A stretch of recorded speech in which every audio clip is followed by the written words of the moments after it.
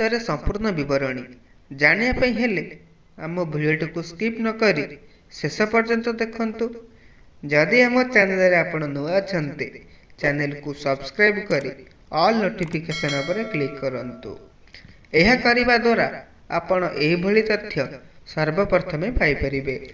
ସୂର୍ଯ୍ୟ ମନ୍ଦିର କହିଲେ ପ୍ରଥମେ ଆମମାନଙ୍କ ମନକୁ ଆସେ କୋଣାର୍କର ସୂର୍ଯ୍ୟ ମନ୍ଦିର। କିନ୍ତୁ ଆଜି ଆମେ ଆପଣମାନଙ୍କୁ ଦେଖାଇବୁ ଦ୍ୱିତୀୟ ଅର୍କକ୍ଷେତ୍ର ବା ଦ୍ୱିତୀୟ ସୂର୍ଯ୍ୟ ମନ୍ଦିର।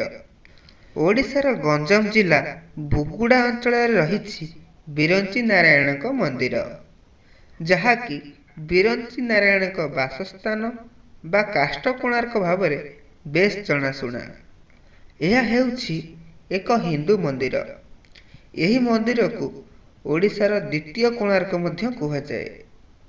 1822 ମସିହାରେ ଭଞ୍ଜରାଜା ଏହି ମନ୍ଦିରକୁ ପ୍ରତିଷ୍ଠା କରିଥିଲେ।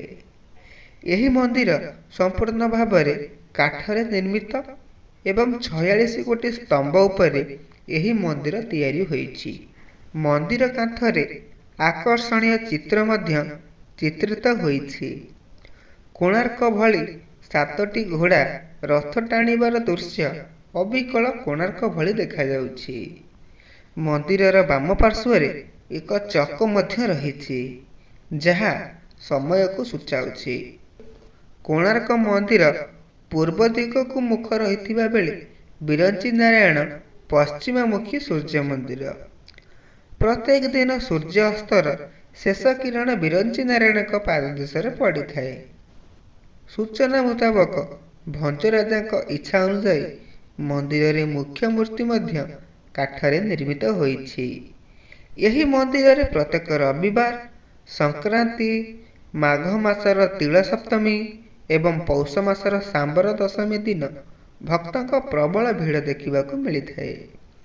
ଏହି ମନ୍ଦିର ମଠ ସଂସ୍କୃତିରେ ପରିଚାଳିତ 200 ବର୍ଷର ପୁରାତନ ବିରଞ୍ଚି ନାରାୟଣ ମନ୍ଦିର।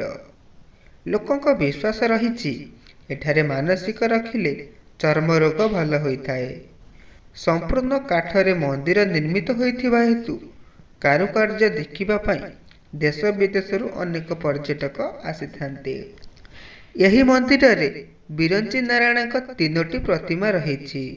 ଗୋଟିଏ ପାଷାଣ ବା ପଥରରେ ରହିଥିବା ବେଳେ ଅଷ୍ଟଧାତୁରେ ନିର୍ମିତ ଚଳନ୍ତି ଦେବତା ଭାବରେ ପୂଜା ପାଇ ଆସୁଛନ୍ତି ସୂର୍ଯ୍ୟଦେବ ଏବଂ କାଠରେ ନିର୍ମିତ ବିରଞ୍ଚି ନାରାୟଣଙ୍କ ପ୍ରତିମା ପ୍ରତ୍ୟେକ ଦିନ ମୁଖ୍ୟ ପ୍ରତିମା ରୂପେ ପୂଜା ପାଉଛନ୍ତି। କବି ସମ୍ରାଟ ଉପେନ୍ଦ୍ର ଭଞ୍ଜଙ୍କ ସମୟ କାଳରେ ସ୍ଥାନୀୟ ବଢ଼େଇ ସମ୍ପ୍ରଦାୟର ଲୋକମାନେ ଏହି ମନ୍ଦିର କାଠର ସୂକ୍ଷ୍ମ କାରିଗରୀରେ ତିଆରି କରିଥିଲେ। ମନ୍ଦିରରେ ସଂସ୍କୃତ ଭାଷାରେ ଅନେକ ବେଦ ଓ ଚର୍ମରୋଗ ଗୁଡ଼ିକର ଉପଚାର ଗଚ୍ଛିତ ହୋଇ ରହିଛି।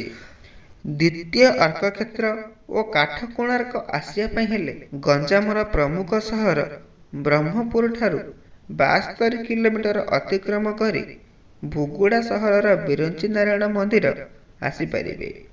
ଏଠାରେ ପଶ୍ଚିମମୁଖୀ ସୂର୍ଯ୍ୟଦେବଙ୍କ ଦର୍ଶନ ଲାଭ କରିବା ସହିତ ଆପଣ କାଠରେ ତିଆରି ନିଖୁଣ କାରିଗରୀ ମଧ୍ୟ ଦେଖିପାରିବେ।